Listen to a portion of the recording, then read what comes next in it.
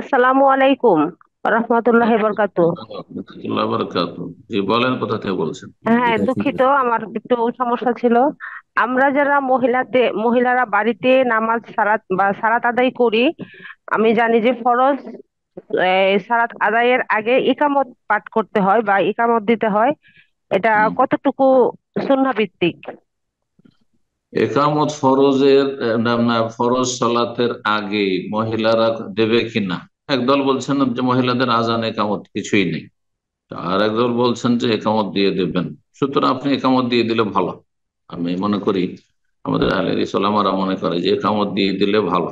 জি, যাতে আপনার সুন্নত আর ফরজের পার্থক্য আপনি অনুভব করেন। বাকি অধিকাংশরা বলছেন যে মহিলাদের একামত নেই, যেমন আজান নেই, একামত নেই। আসসালামু আলাইকুম রহমতুল্লাহ বারাকাতু।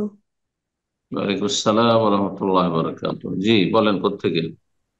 আমি বর্ধমান থেকে বলছি। আরো একবার প্রশ্ন তো, এই মেয়ে আমাদের মেয়ে ছেলেদের মেন্স হয়, তো তখন ওই যে না মানে মেন্স হয় দিয়ে যখন 4 দিন থাকে, 4 দিন পর যখন জোহরের টাইম পর্যন্ত মনে করুন আছে, 4 দিনের পর দিয়ে আবার হঠাৎ বন্ধ হয়ে গেছে, আবার এসার টাইমে চলে এলো, তাহলে আমি ফজরটা কাজা গেল, সেগুলো কি কখন পড়বো না পড়বো না, কাজা থেকে যাবে, এটা ব্যাপারটা বুঝতে পারছিলাম না।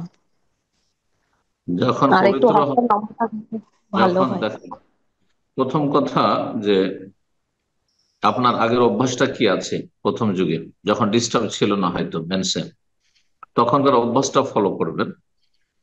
আর এই ক্ষেত্রে যখনই দেখবেন যে মাসিক বন্ধ হয়ে গেছে, মাসিক বন্ধ হয়ে গেছে নিশ্চিত আর কিছুই নেই, তখন গোসল করে নিয়ে সলাতের সময়গুলি হলে সলাত পড়তে থাকবেন।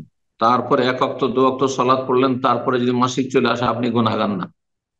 কারণ আপনাকে যে আদেশ করা হয়েছে যে যখন পবিত্র হয়ে যাবে তখন পবিত্রতা অর্জন করে তখন ইবাদত করেন। তো আপনি পবিত্র হয়েছেন, যখন দেখেছেন পবিত্রতা তখন গোসল করেছেন, তারপর সালাত শুরু করেছেন। তারপরে আপনি তো গায়েব জানেন না, পরে আবার চলে আসলো, আবার যখন চলে আসবে তখন আবার সালাত বন্ধ করে দেবে যতক্ষণ পর্যন্ত আবার পাক পবিত্রতা না হয়েছে। তারপরে আবার গোসল করে সালাত পড়বেন। যদি দেখেন যে সেটি মাসিকের রক্তের লক্ষণ, কালো দুর্গন্ধযুক্ত, আর যদি দেখা যায় না সময় মাসিকের সময়কাল পার হয়ে গেছে, আমার 1 সপ্তাহ হয়তো 5 দিন আগে থেকে হয়তো সেটা পার হয়ে গেছে, তারপরে এখন তাজা ব্লাড আসছে, তাহলে সেটা ইস্তেহাজা, রোগের কারণে হইতে পারে। জি, রোগের কারণে, সুতরাং তখন সালাত পড়তে হবে। জি, বারাকাল্লাহ ফিক। কেমন? ওয়ালাইকুম আসসালাম রহমতুল্লাহ বরকাত। বলেন। যে আমি সব জালতানানিয়া থেকে বলছি স্যার। হম হম, প্রশ্ন। স্যার আমার প্রশ্ন হলো যে যে এই যেখানে যে সৌদি আরবে অনেক জনের মেডিকেল কার্ড থাকে, আর দেখা যায় কিছু কিছু জনের মেডিকেল কার্ড নেই, যে সখাস ভিসা যাদের হয়, তো সাদিক দেখা নিয়ে যায়, নিয়ে গিয়ে ওর নাম করে আর ও দেখা যায়, এটা কি জায়েজ আছে শরিয়াতে স্যার?